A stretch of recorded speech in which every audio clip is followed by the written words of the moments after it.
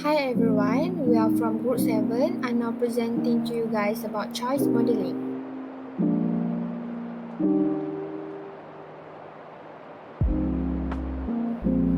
So, what is choice modeling? Choice modeling is an attempt to model the decision process of an individual or segment via revealed preference or state preference made in a particular context.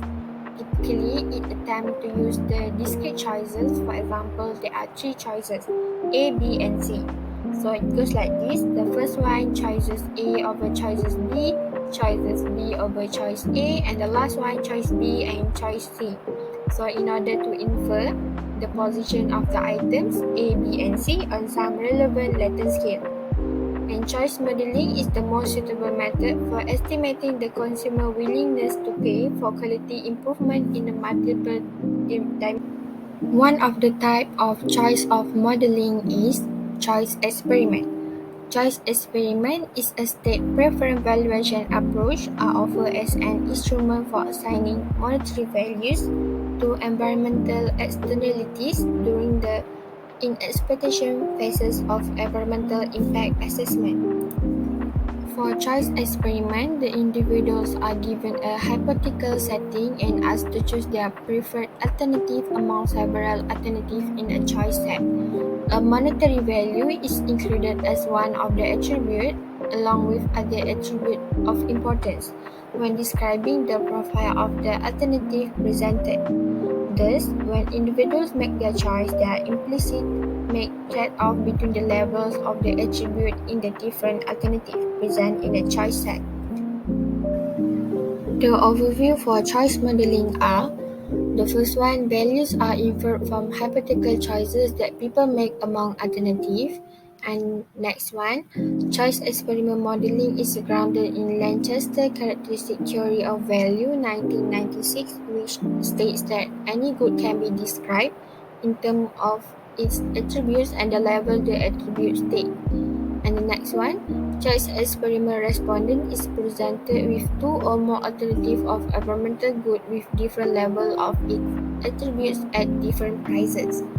And lastly, choice experiment modeling can estimate the total economic value of an environmental good or services, the value of attributes, and the value of more complex changes in several attributes. So the step for designing a choice experiment are: the initial step is to the develop of an attribute list. The number and type of attributes, either quantitative or qualitative, critically depend on the decision-making context, and attributes need to be truly tested. For an economic valuation study, it is essential that one attribute capturing the cost of the alternative is included. Next, each attribute must have levels assigned, where great care must be given to realism and local variation. The researcher must choose how many alternatives to include in a single choice set, and if an output option should be added based on the size of each alternative in terms of the number of characteristics. After the researcher decides on the number of attributes, level, and alternative, the next step is to become the developing an experimental design. Supporting question for the questionnaire can be generated once the design has been constructed and prepared, such that the cognitive load on the responder is minimal enough to provide trustworthy replies. These include a social demographic question but can also aim at altitude, behavioral aspect, or attribute attendance. These include questions about people's understanding of the issue related to the environmental good or service being valued, whether they are familiar with the good or service, and what are the important attributes of the environmental good or services to the respondent. Take note that the briefing question may help investigate possible reliability issues of the model estimate in later stage of the analysis to the responder. To elicit preference, one of several survey modes must be chosen. Examples include mail or online survey or mixed mode approach. Respondents can be contacted via professional survey company, or researcher may prefer to draw random samples themselves. And lastly, after the sample has been collected, is the model estimation. Here, the researcher has to decide which type of model should be estimated. And finally, result can be used to estimate the benefit of policy across the target population or the willingness to pay for the new products. Further preference weight can be used to predict customer behavior in specific scenario. Now, we will move to the advantages and also disadvantages of choice modeling experiment. For the advantages, the first one, you can estimate total economic value of any environmental good or service as a whole, and as well as the various attributes and complex changes in the attributes of the good or service.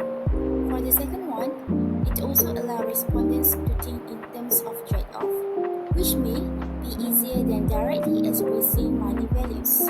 For example, the trade-off process may encourage respondent introspection and make it easier to check for consistency of responses. For the disadvantages of choice modeling experiment, the first one, the behavior of respondents underlying the outcomes of a CEM is poorly understood. If the options are too difficult, respondents may turn to simpler decision criteria, which might skew the findings of statistical analysis. For the second disadvantages, if the number of characteristics or level of attributes is increased, the sample size or number of comparison each respondent makes must also increase. For example, when presented with a large number of trade-off questions, respondents may lose interest or become frustrated. So, by only providing a limited number of options, it may force respondents to make choices that they will not voluntarily make. Moving to the next advantages, the method has potential to reduce problems such as expressions of strategic values, protest speeds, embedding effects, and yes-saying bias associated with CVM. In addition, respondents may be able to give more meaningful answers to questions about their behavior than to questions that ask them directly about the money value of a good or service or the value of change in environmental quality. The last advantages, the survey methods may be better at estimating relative values than absolute values. For example, even if the absolute monetary values estimated are not precise, the relative values by CEM are likely to be more valid and useful for policy decision. For the last disadvantages of CEM, respondents may find some trade-off may be difficult for respondents to evaluate because they are unfamiliar with them. Okay, so now we will move to the application of choice experiment.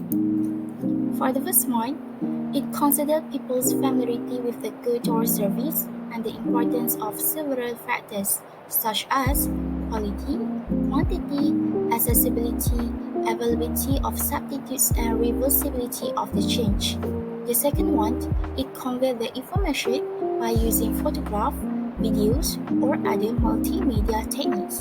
And the last one, it specifies whether comparable services are available from other sources. For example, when the good is going to be provided and whether the losses or gains are temporary or permanent. So the last one is going to be the example of choice experiment, which is the agricultural biodiversity. The concept of agricultural biodiversity refers to the diversity and variability of animals, plants, and microorganisms, as well as the production methods used directly or indirectly in food and also agriculture. Next, the country is developing agriculture policies to ensure the farmers provide the society with public goods associated with agricultural productions. And lastly, the farmers who attach high private values to agriculture biodiversity will be more willing to supply agriculture biodiversity for public use. For example, the willing to pay. So that is all from our group for the choice modeling presentation. Thank you.